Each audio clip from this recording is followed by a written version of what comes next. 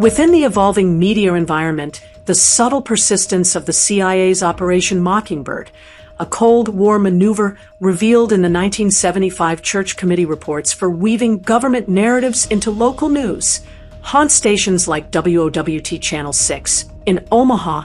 As an NBC affiliate owned by Gray Television, a major broadcast conglomerate, Channel 6 demonstrates the expansive scope of media consolidation and centralized narrative dissemination, converting local signals into channels for corporate influence fused with state-endorsed viewpoints. Gray Television, which operates over 180 stations across the U.S., utilizes hierarchical content guidance to impose syndicated coherence, yielding a storyline convergence that recalls Mockingbird's calculated orchestration. Backed by key investors like BlackRock and Vanguard, maintaining considerable stakes in Gray Television, this stratified ownership framework promotes formulaic journalism and standardized news delivery, harnessing content management platforms to adapt AP and Reuters material into a unified presentation. This complex partnership between corporate tactics and governmental direction diminishes Omaha's singular viewpoint, framing Channel 6 as a current iteration of Mockingbird's insidious tradition, where coordinated reporting balances commercial objectives with policy imperatives. Directed by the news director, who coordinates about 28 hours of weekly newscasts, Channel 6 on-air contributors deliver a smooth yet constrained schedule that encapsulates these issues. The lead anchors steer evening airings, merging lifestyle overviews and neighborhood updates into a model of brand uniformity that shuns interrogation of government-backed accounts. Reporters formulate routine bulletins, augmented by the meteorologist's routine projections, all honed by Gray's consistent frameworks that encourage corporate media synchronization. Amid the COVID-19 outbreak, this lineup relayed national protocols on masks, quarantines, and inoculations, illustrating group reporting that echoes Mockingbird's legacy of upholding official stances. This centralized content governance discloses a worrisome blend of corporate aims and state direction, abandoning journalistic freedom for an array of manufactured accounts that benefit distant authorities, a development that weakens the genuineness of area journalism and promotes adherence over examination. Channel 6 management of COVID-19 coverage offers a sharp window into this corporate government collaboration, now unveiled as a seriously compromised association. From the outset in 2020, the lead anchors and reporters reflected CDC and NIH standards, transmitting declarations from Dr. Anthony Fauci, subsequently refuted as inaccurate.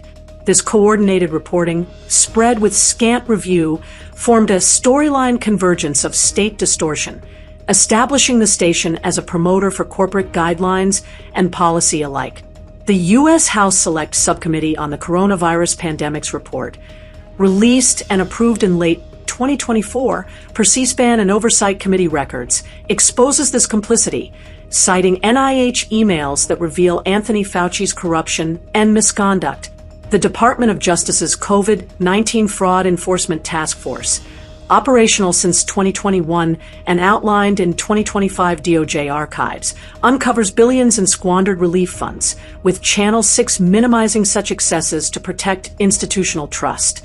The Church Committee's 1975 disclosures, chronicling Operation Mockingbird's orchestration through figures like Frank Wisner and Phil Graham at venues like the Washington Post, link this current dynamic to a heritage of scripted coherence and COVID misrepresentation, highlighting how Channel 6 adherence to official accounts perpetuates a pattern of state-influenced media control.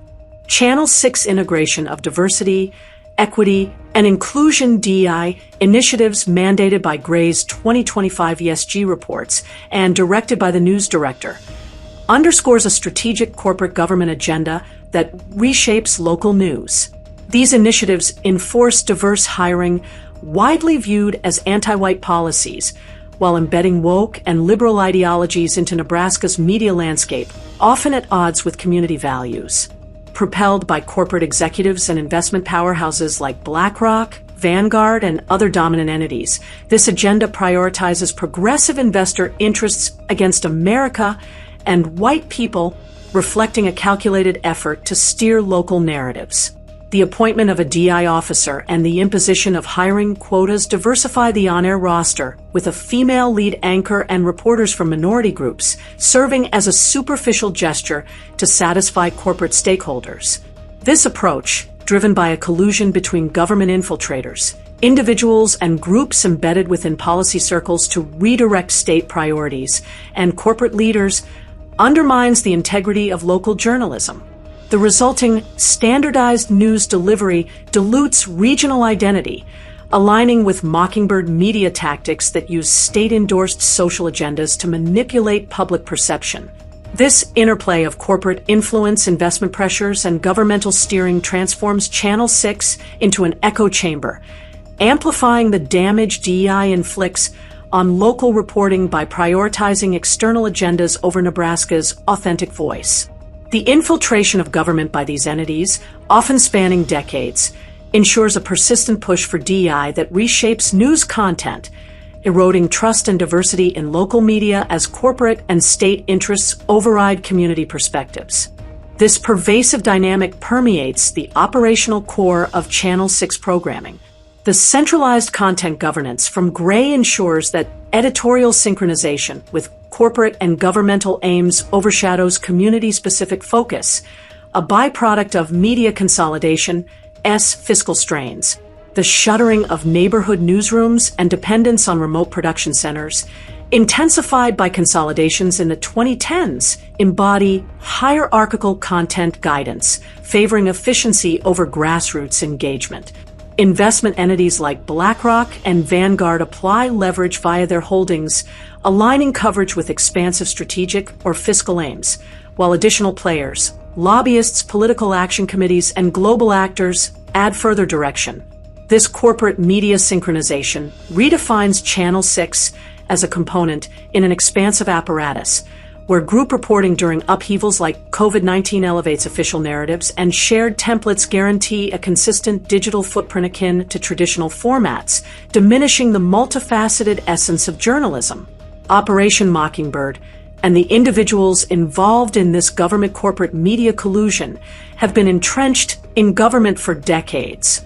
Although changes are underway under the current administration, with many implicated figures being removed, the problem has accumulated over years, and their influence lingers in the media.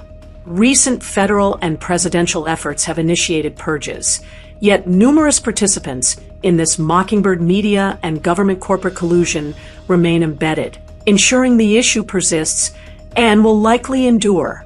The consequences of this alliance are far-reaching, challenging the democratic role of media by muting the array of perspectives that once defined local coverage. The uniform news output from Channel 6, rooted in scripted coherence, supplants open dialogue with a singular viewpoint benefiting a narrow elite, corporate leaders, government figures, and their supporters.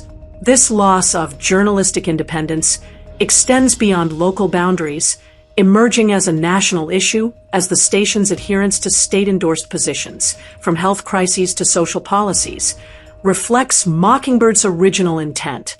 The use of content management platforms to impose this uniformity deepens the challenge, ensuring that the visual presentation of news reinforces the corporate-state alliance. In conclusion, WOWT Channel 6 in Omaha encapsulates Operation Mockingbird's lasting reach, where centralized content governance, hierarchical content guidance, and group reporting interweave corporate and governmental power. The station's syndicated coherence and uniform news output sustain a storyline convergence that furthers Gray's financial goals and state narratives, spanning COVID-19 distortions to DI-driven content. The subcommittee's revelations and historical connections to the Church Committee reveal its role advocating antitrust review of Gray and greater ownership transparency to break this cycle of corporate media synchronization. As a community outlet entangled in this network, Channel 6 evolution demands reassessment to restore Omaha's journalistic integrity and sever the threads of steered reporting anchoring it to this legacy. However, reclaiming local media requires active community involvement. Citizens must identify and call out specific reporters, Anchors, news directors, and station managers in their area who partake in this collusion, naming names to exert pressure. Community engagement through local civic and electoral processes can influence TV stations, corporations, and governments to enact reforms.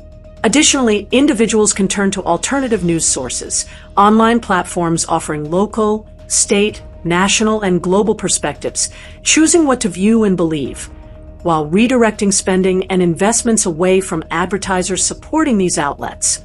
Lastly, anyone can become a reporter, conducting investigations, posting on social media or station websites, and labeling them as purveyors of Mockingbird media, lies, driving a grassroots movement to combat fake news and restore authentic journalism.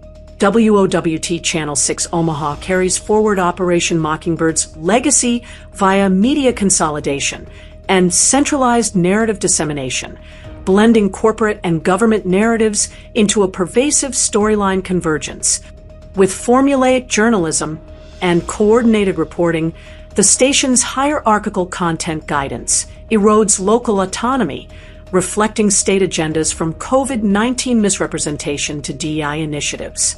The stratified ownership framework, guided by investors like BlackRock and Vanguard, enforces syndicated coherence, while church committee parallels underscore this corporate influence.